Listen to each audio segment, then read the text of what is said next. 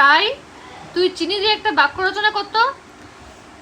আমি চা খাই। এখানে চিনি কোথায়? চায়ে, কারণ চা ছাড়া তো চিনি হয় না।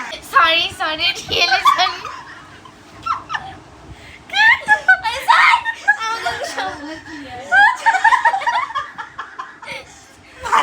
ব্যাপারটা হচ্ছে হালাত বদল গেছে, জজবাত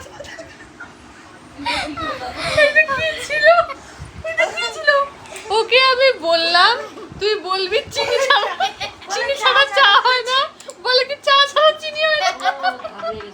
সরি গো, সবাইকে আমি সরি বলছি কারণ আমি জানি না, মানে আমি ভুলে গেছিলাম যে কি করে কি হবে, টেনশনের চিন্তায়।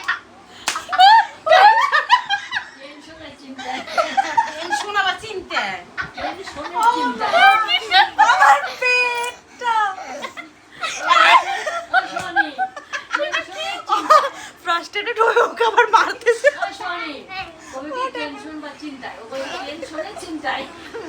ও বাবা, সরি সরি, রাই সবকিছু ভুলে গেছিল কারণ টেনশনের চিন্তায়।